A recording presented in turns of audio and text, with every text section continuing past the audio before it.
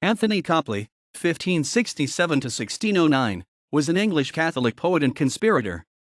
He reproached the Jesuits in their meditations on martyrdom, and loyally praised Queen Elizabeth. He is principally known to posterity for his long allegorical poem in 1596 opposing voluntary death, in parody of Book I of the Faerie Queene, entitled A Fig for Fortune. It has been considered a contribution to the same tradition as Hamlet. He was the third son of Sir Thomas Copley. He was left in England when his father went abroad, but in 1582, while a student at Funival's Inn, he joined his father and mother at Rouen. He stayed there for 2 years, and was then sent to the English College, Rome for 2 years, on a pension of 10 crowns from Pope Gregory XIII. He then went to the Low Countries, where he obtained a pension of 20 crowns from Alexander Farnese, Duke of Parma, and entered the service of Philip II of Spain, in which he remained until shortly before 1590. In 1590 he returned to England without permission, was arrested and put in the Tower of London.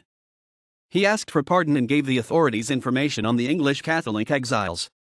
He lived as a married man at Raffi, Horsham, then spelt variously including Ruffay, and on June 22, 1592, in a letter from Richard Topcliffe to the Queen, he is described as a bravo, an object of suspicion to the government, and imprisoned several times during the remainder of Elizabeth's reign. His writings were fervently loyal. On the accession of James I of England, Copley was concerned in the plot for placing Lady Arabella Stuart on the throne. He and the other conspirators were tried and condemned to death, but Copley was pardoned, August 18, 1604, having made a confession relating the history of the plot. In 1606, 1607, he was a guest in the English College in Rome. The last surviving record of his life portrays him as a pilgrim of the Franciscan Casa Nova in Jerusalem in 1609. In 1595 he published Wits, Fits, and Fancies fronted and intermeddled with Precedentes of Honor and Wisdom, also Love's Ole, an idle conceited dialogue between love and an old man, London, 1595.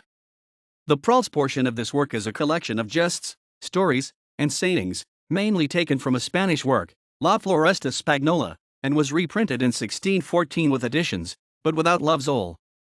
This work was followed in 1596 by A Fig for Fortune, reprinted by the Spencer Society in 1883. It is a poem in 6-line stanzas. Extracts from it were in Thomas Corser's Collectanea, 2. 456-9. At the end of Elizabeth's reign, Copley took part in the controversy between the Jesuits and the secular priests, and wrote 2 pamphlets on the side of the seculars, an answer to a letter of a Jesuit gentleman, by his cousin, Maester AC, concerning the appeal, State, Jesuits, 1601. This was followed by another letter of Mr. AC to his disjesuited kinsman concerning the appeal, State, Jesuits. Also a third letter of his apologetic all for himself against the calumnies contained against him and a certain Jesuitical libel intituled A Manifestation of Folly and Bad Spirit, 1602. In this he announces my forthcoming manifestation of the Jesuits' Commonwealth, which, however, does not seem to have appeared.